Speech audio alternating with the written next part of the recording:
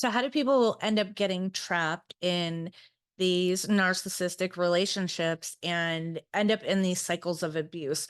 Right. And I think this is really important to talk about because what tends to happen is people don't leave because they feel this guilt, this shame, this embarrassment, whatever's going on, that they're like, how did I not know? Or how did I not see it? Until they get to the point of actually breaking free of it. So what usually happens is in the beginning, it's so beautiful. It's so beautiful. It's like a fairy tale. You're being taken out to these wonderful dinners and you're getting flowers and you're going on your dream vacation or just doing things that you've wanted, things that you've desired, things that you've looked for, and it feels so good. And then what happens is that abuse starts to happen a little bit. And when that abuse is happening, something called cognitive dissonance is also occurring, where the person all of a sudden has, this explosion, or they're upset and they become abusive, and you are trying to rationalize what's going on because it's like, okay, maybe they're having a bad day, or maybe something happened at work. Maybe it's my fault because they're usually so amazing and they're usually so perfect. And I know they can be that person. And I know that they could do those things because they did those things. And that's where it gets difficult. And I have to tell you, as a clinician, that's probably one of the harder things to watch somebody go through, because I'm sitting here and I know that that person who was doing all of those things, that person is gone. That person does not exist anymore. They will do the love bombing. They will come back with these, grandiose expressions of love, but having that consistently on a daily basis, that's not what it's going to look like. That's not how it's going to be. And it's most likely going to get worse.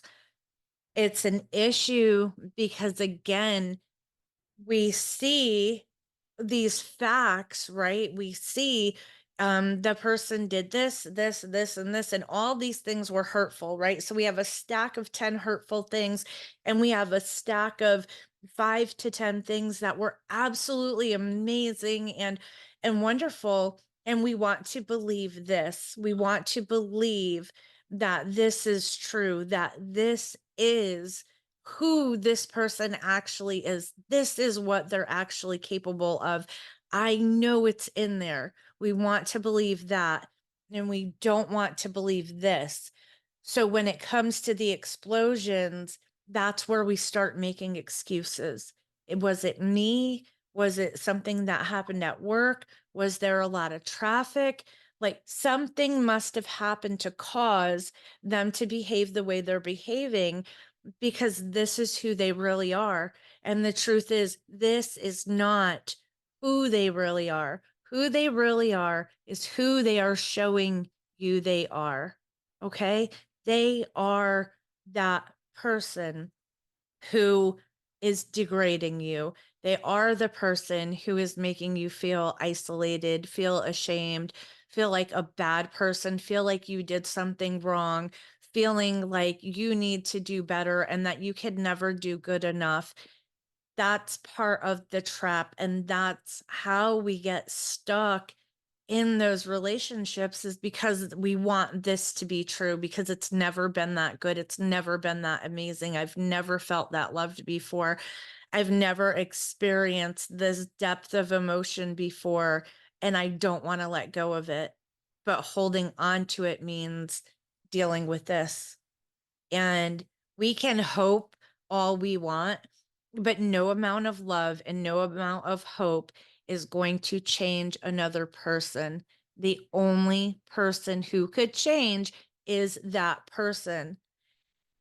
And what usually happens is I in my experience, I will see people who come in and they're like, "Oh, well, I just need to work on my anxiety or depression," or "My partner thinks I have borderline personality or histrionic or something, or I'm a narcissist." And they come in and they're like, "Okay, let's work on these things and then everything will be wonderful." No.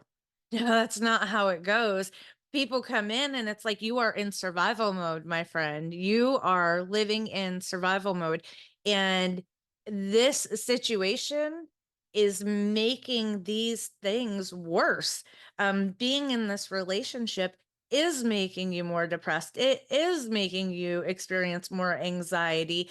It is causing you to be somebody that you're not. And actually, Viktor Frankl has a really good quote, and it's something like, it's normal behavior in an abnormal situation.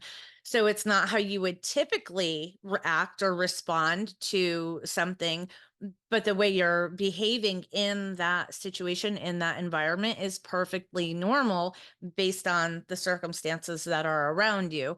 So there is no fixing, there is no changing.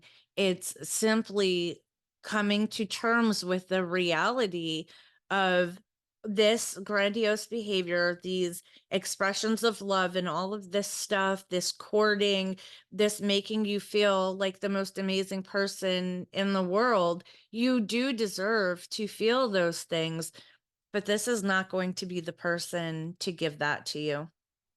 It's unfortunate, but that's basically, at the end of the day, that is basically where we're at.